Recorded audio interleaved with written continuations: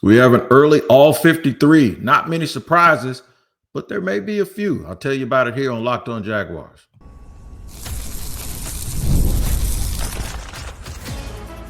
You are Locked On Jaguars, your daily Jacksonville Jaguars podcast. Part of the Locked On Podcast Network, your team every day. As a fact, it is your team every day here on Locked On Jaguars. We thank you for making us your first listen. I am Tony Wiggins, the host of the Locked On Jaguars podcast that gives you a look inside of the Jacksonville Jaguars 30 minutes a day, every single day of the week. We make sure that we tap in and bring you the show. And make sure you tap in wherever you get your podcast, whether you watch or listen. We will be free to subscribe to. Today's show is sponsored and brought to you by Game Time. Download the Game Time app, create an account, use the code Locked On NFL for $20 off your first purchase. Hello to the everydayers. Thank you. And we are glad you make us your first listen. If you're new, I'll give you a reason to come back and make you an everyday or two. All right, we're going through the 53-man. We're going to take a little guess at it right now because it's really, really early. Pass just came on this week. We'll end the show talking about how I believe the defense is pretty much set, with a few positions up for grabs. Skill positions are pretty clear on offense. That's where we'll land in the middle. But we're going to start in the trenches on the offensive line. And it's only right that I start there because that has been like my number one source of criticism, unlike national people that just want to talk about Trevor Lawrence all the time and Trayvon Walker and whether or not he's better than Aiden Hutchinson and all of that. The real Achilles heel of this team, other than leadership and coaching and personnel, that's a lot in it. The real area that I was super concerned with is the offensive line, and they really have done a job in retooling that line from a competition perspective. Added two new starters, it seems like two new starters, but a lot of competition and a lot of guys that have to get their act together, particularly Anton Harrison, the right tackle, former first-round pick, appeared to be sort of not really in the doghouse, but let's just say he was getting a little bit of remedial treatment to try to get it together. And Liam Cohen mentioned yesterday that his effort has been really good. And he asked Anton, is this what we're going to get every day? If this is what we're going to get every day, we'll be good. Because Liam said he's extremely talented. He just has to get that consistency down and that professionalism of being on time and understanding that everything is super important. And, I say it all the time, man, you got a decade, if you're lucky, to play professionally the sport that every kid that ever played Little League wants to play. And that's a decade that you really need to be dialing in. When you're in your 20s, early 30s, man, just dial in. It'll set you up for the rest of your life. And hopefully that's what's going on. All right, let's get to it. Let's run through. We're going to go on the offensive line first, and then I'll hit the skill positions. I have them keeping 9 so far, then with a bunch of guys being put on that practice squad. In no particular order, Pat McCary, obviously, I think he's their best offensive lineman. Walker a little right behind him. I did already mention Anton Harrison. Robert Hainsey is the center, and it appears that Ezra Cleveland is still going to be somebody that they really like at left guard. Now, he's going to be pushed. That's 5. He's going to be pushed by Wyatt Milam. I will say that name correctly because that young man, I asked him, and he told me it's Milam. Everybody's been calling him Millie, including me, his entire life. But so I think he's number 6. I believe he's number 6 on the line. Fred Johnson is probably 6B. So that would be 7 altogether.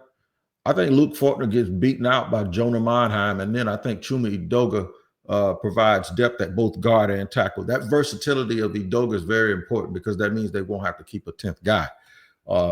I do expect a couple of these players to be put on the practice squad, but those are the 9 guys that I think they'll keep on the offensive line. How good do I think that is? I think it's pretty good. I think it's a pretty good group. It's a pretty good group from a competition standpoint. The floor has definitely been lifted. And now when you think you're getting different coaching, a different scheme, maybe the guys fit a little bit better. And that's the thing. If you're going to be versatile, that's fine. But you can't force versatility. And sometimes I think Doug and even both Doug's Peterson and Marone, they talked about guys that could do a whole bunch of things, but never really talked about guys that could do one thing really, really good. that can do a whole bunch of things. So the offensive line, I believe, are those guys. I'm going to go ahead and throw the tight ends here. Unlike some people, I think my man Demetrius Harvey for Jacksonville.com, I think he kept 3. I'm going to keep 4 on my group. And the reason I'm going to keep 4 is because I just think that that's what you need to do. You have to have 4, even if it's for special teams, and just in case a guy gets injured.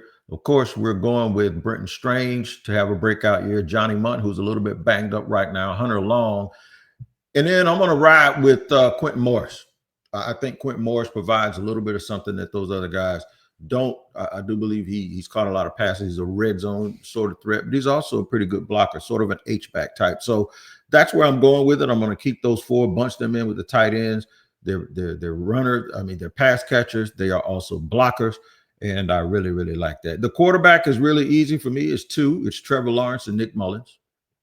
Those are the 2 that you'll keep. So that's 11 altogether. I'll get to the wide receivers and the skill positions in just a second, but I will tell you how Travis Hunter affects this entire list. He affects this entire list because he's a great corner prospect and a great wide receiver prospect, and he's also Batman, which he has energy to burn. We all know they're going to use him in 2 ways, right? I think that saves them a roster spot, and that allows them to put another player somewhere else. On this list, I think I got him in the secondary, maybe at linebacker, but it could be offensive line too, where they keep an extra body. Or it could be tight end, just like I said. I think it provides them a canvas for them to say, okay, we're just going to keep the best other player we can, because when you count the receivers, you count Travis. When you count the DBs, you count Travis. Usually that doesn't happen. If you're in one of those groups, you're not in the other one, right? And so, yeah, the most you've ever seen is a corner or a wide receiver or a running back also be doubling as a kick returner or a punt returner. And we've seen 2-way players, but we've never seen 2-way players to this extent. So that's going to be something that's worth watching. Obviously, Travis is in the next 2 groups that I'm going to mention, but I thought I would at least mention the fact that this list is affected by the fact that he can play both ways, and the Jaguars will have to decide where that extra player will come from. I just think it gives you a chance to keep the 53rd best player on your roster, regardless of position. That's my position on that, not theirs necessarily. We'll see how that goes. We're going to hit the skill positions and go a little bit in depth about what I expect from running back and wide receiver. We'll do that in just a second here on Locked On Jaguars.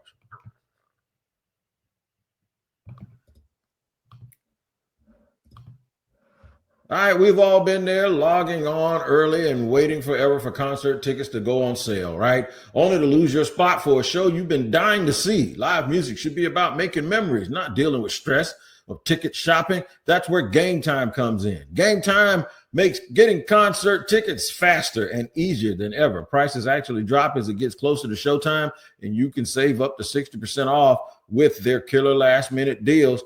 If you're tired of endless scrolling and trying to find the best deal, Game Time's zone deals pick the best seats and section for you. Take the guesswork out of buying concert tickets and show tickets with Game Time. Download the Game Time app, create an account, and use the code LOCKEDONNFL for $20 off your first purchase. Terms apply. Again, create an account and redeem code LOCKEDONNFL for $20 off. Download the Game Time app today. Last minute tickets, lowest price guaranteed.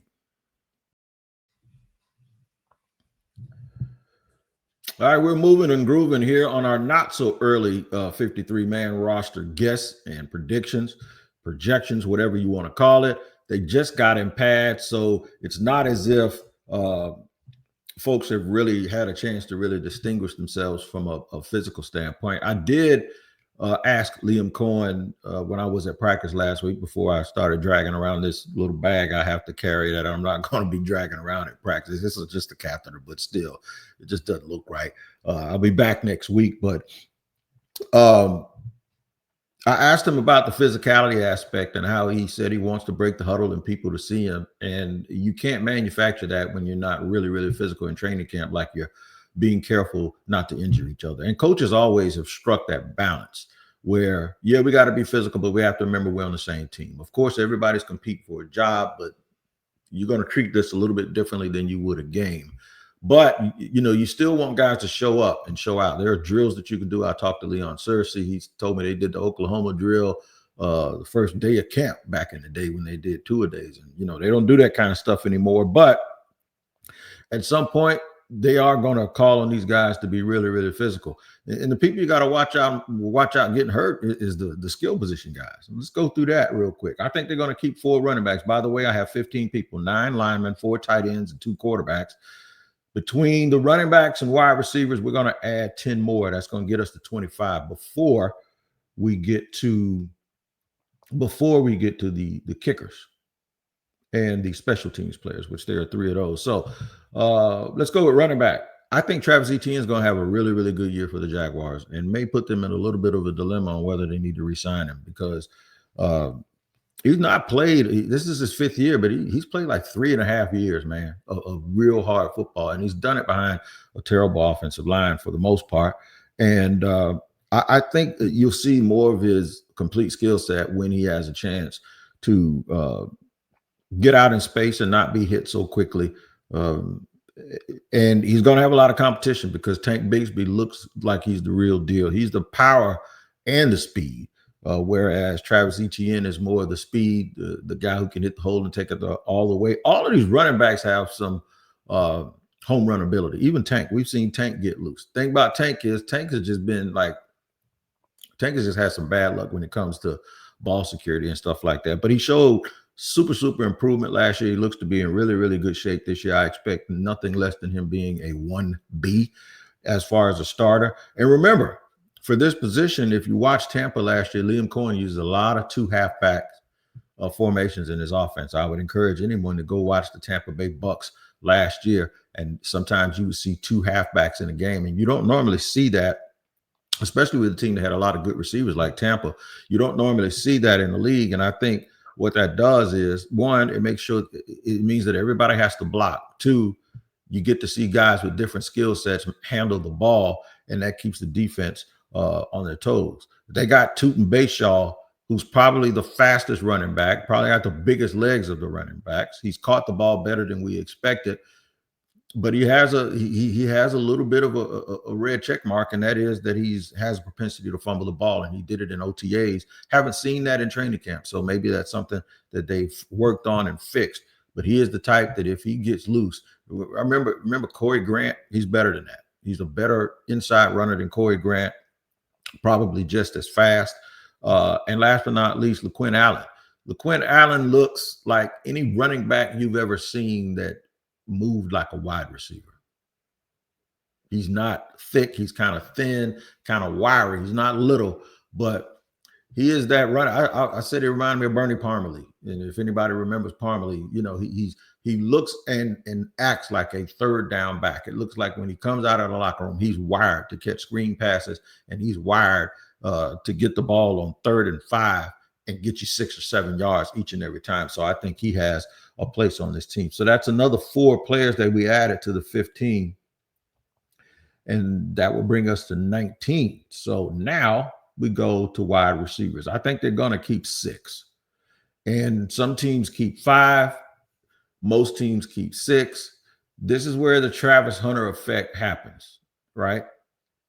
Do they keep 7? And I don't think they will. But, of course, we have Travis Hunter. We have Brian Thomas Jr. Those are the guys, along with Diami Brown. Those are the triplets. They're fast. They complement each other very well. They get to their spots. They get open. They're hands catchers. They all have catch radius. They're going to be a dangerous group if Trevor Lawrence is protected by the offensive line that I remember. Now, Parker Washington has continued to do what Parker Washington always does. He has shown up. He has shown up tremendously in camp, and he'll be fine. Along with Parker Washington, Joshua Cephas, I believe, has really separated himself too. And then Eli Panko. And if you notice, you got a lot of dudes in here 6'3". Parker Washington, of course, is 5'11". Travis is 6'1". I think Diami Brown is 6'1" and some change. But everybody else, BT is 6'2" and change. Josh Cephas is 6'2" and change. And Eli Panko is another tall wide receiver. You notice how at 6'3", that group has changed. You haven't seen the Jaguars really look like that. for a while. They had a mixture of guys, but you haven't really had guys that looked like this with the type of speed, athleticism, and playmaking ability. And I always wondered, man, why it felt like the team stopped at having one alpha and then a bunch of Charlies. No Bravos, just an alpha and a bunch of guys that overachieve or underachievers and trying to make it. And you don't have to build your team to the point where, okay, well, this is a starter. This is a complimentary guy. This guy's your possession guy.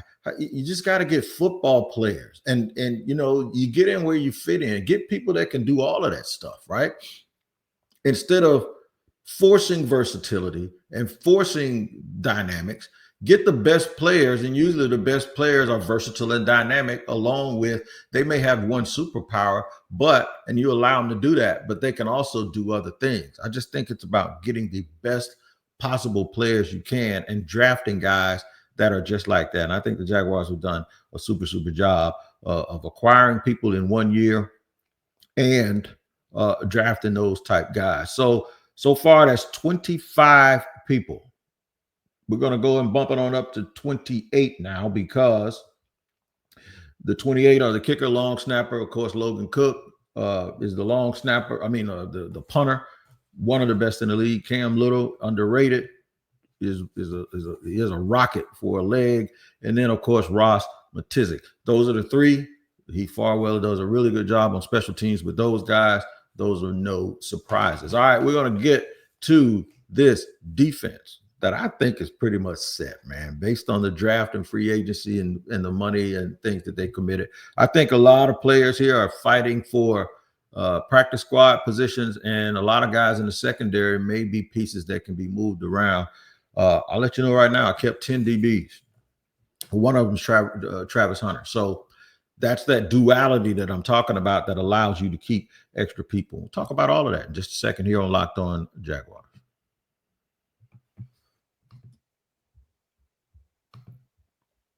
All right, today's show is brought to you and sponsored by Yahoo Fantasy.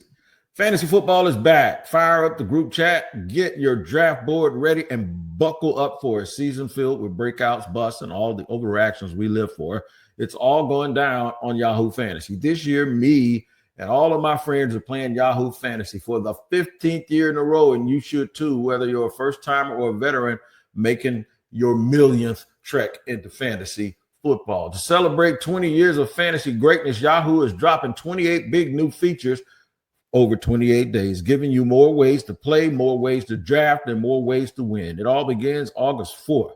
Stay tuned and get started by creating or joining a Yahoo Fantasy Football League at yahoofantasy.com/lockedonnfl. That's yahoofantasy.com/lockedonnfl. And let's make this fantasy season the best one yet.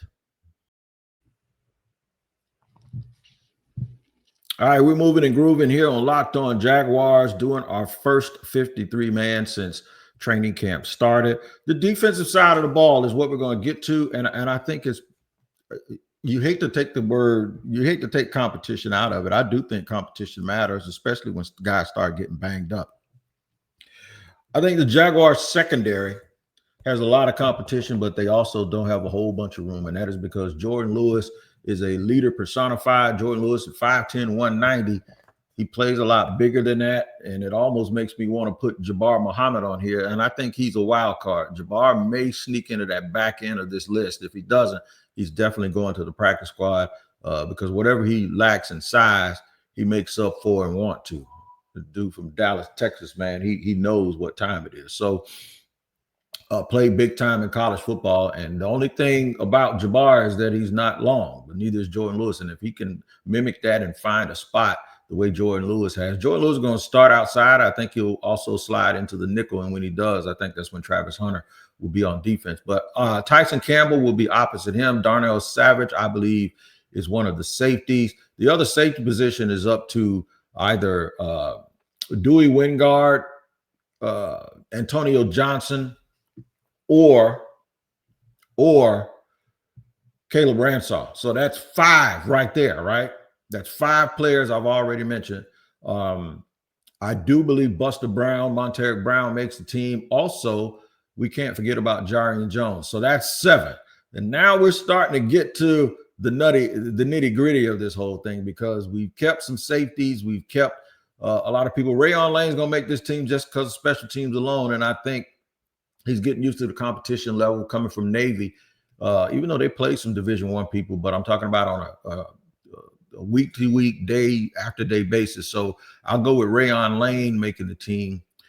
Then the last 2 spots, I believe, will go to Christian Braswell at 1 and Zachariah McPherson at the other. And that means that DeAndre Prince gets left off, and that's tough.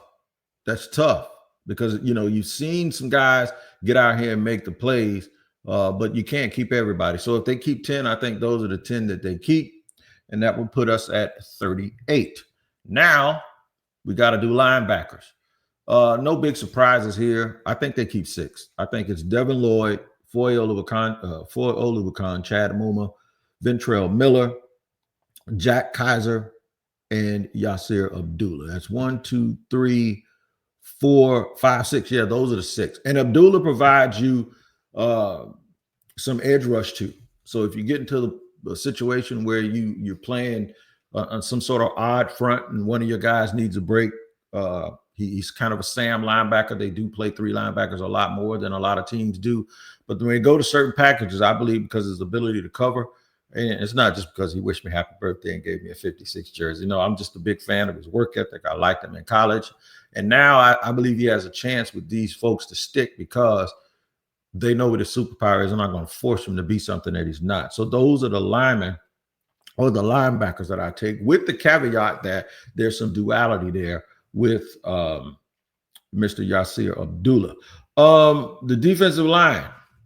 So if that's 6, that takes us to 44. So we're going to keep 9, right? 9, maybe your 10th guy comes here. If your 10th guy comes here, I think they drop off one of those DBs. But Josh Hines Allen, obviously, Trayvon Walker, DeJuan Smoot, as well as Emmanuel Ogba are your edge guys. That's 4. And then, of course, in the middle, Devon Hamilton, who Josh Allen said is the best nose guard in football. I don't agree with that, but Josh is supposed to say that about his teammates. But I don't even think he's the best nose guard in the division, to be honest with you. If he stays healthy, though, he could turn that around. Right next to him, of course, we are going to put Eric Armstead at the 3 technique. So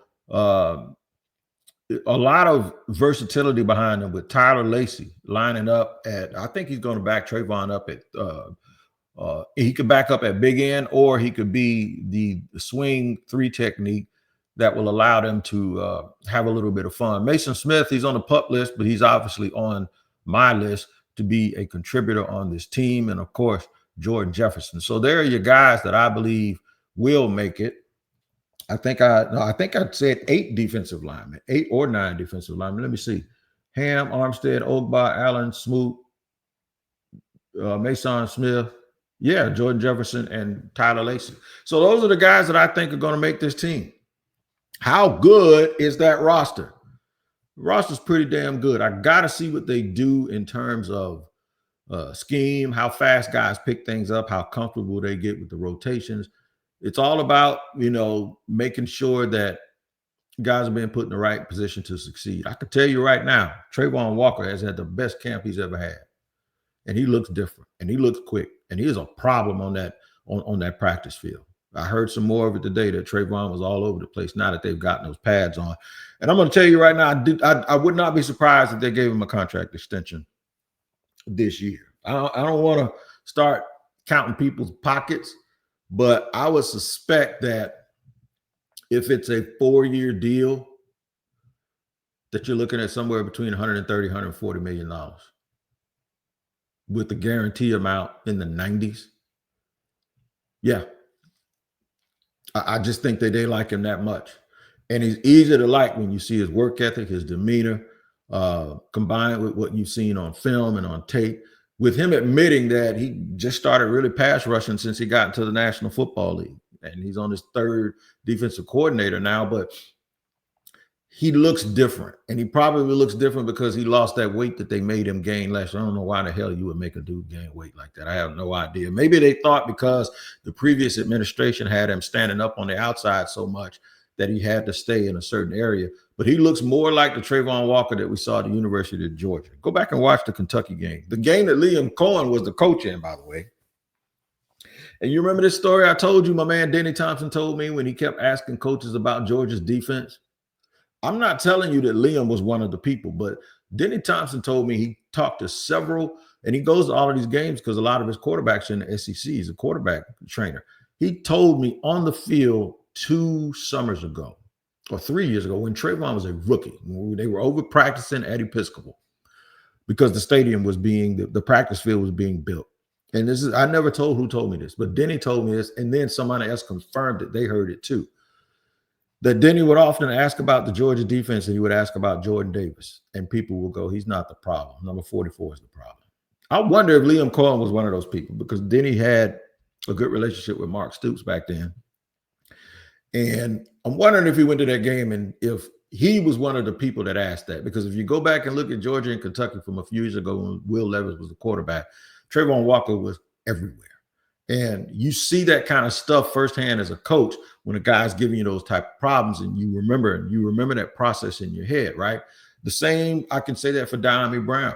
James Gladstone stood on the table for Diami Brown when he came out of the draft in North Carolina. 4 years later, he becomes a free agent. He signs Diami Brown, and Les Snead teases James Gladstone about, I knew you were going to do that.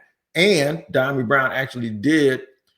He was one of the top pass catchers in the playoffs last year. And one of those games was against, you know who, Tampa and Liam Cohen. It was the best game of Diami's career.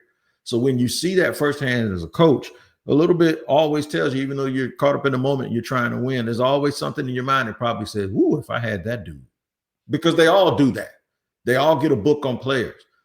Through preparation. I've heard Dan Campbell say, through our cross-referencing during preparation, like the defensive coaches will scout the offense. Then they will let the offensive coaches scout that offense and give feedback to the defensive coaches. Like, okay, I know you every day, and this is what I would do in this situation. They do this cross-referencing when it comes to studying tape. So this is a part of the process for everyone. And when you see them add these players, a lot of these players were players that they already had a book on, or they saw them doing competition. So they know exactly what it is that they can do based on what they want to do as a whole. So that's why I say this is all different.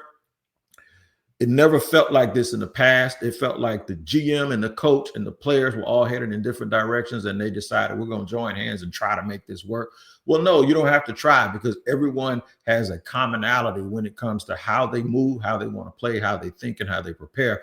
And I think that alone gives you a 4 or 5 extra wins, and you can win those games that are those one-score games. Sometimes your process can carry you through those games because you trust it enough. And I think that's where we're headed. And then they have enough playmakers that even when you don't have to rely on process, you can just rely on superlative talent that you get the ball to and they make plays. So I look for the Jaguars to have a very, very good year offensively and defensively. And I'm telling y'all, I'm heating up, man. I'm heating up. Y'all going to ask me for a win total. And I know for a fact, the one that they gave in Vegas, I think it was 6.5, 7.5 games, I would go above and beyond that. Make sure you check out FanDuel to find out exactly what that is. All right, man. You guys have a good day. I will do the same. If anything happens that is newsworthy at training camp, I'll make sure that I jump all over that for you. And I won't delay it. You know me, I ain't got nothing else to do these days. I will give you everything that you want and need to know about what's going on in training camp. Make sure you go over and check out Locked On Bets, man. Locked On Bets is the absolute truth. They will give you all the information that you need each and every day in order for you to figure out what you need to be doing. Locked On Bets is a great podcast here on the Locked On Podcast Network with experts, betting experts, Lee Sterling and Kevin Rogers. And they got locks all over the place, man, so you can't miss it. Find Locked On Bets on YouTube or wherever you get your podcast. All right, y'all take care. I will do the same. Keep an eye on training camp. Follow some of our great media. A lot of our guys, Demetrius Harvey, Jamal Sincere, a lot of guys, Brent Martin, a lot of guys do a really good job. Ryan Green, they do a really good job of covering the team. They got boots on the ground, Mike DeRocco, all of the cats, man. So make sure you tap into that, and we'll see you next time here on Locked On Jaguars.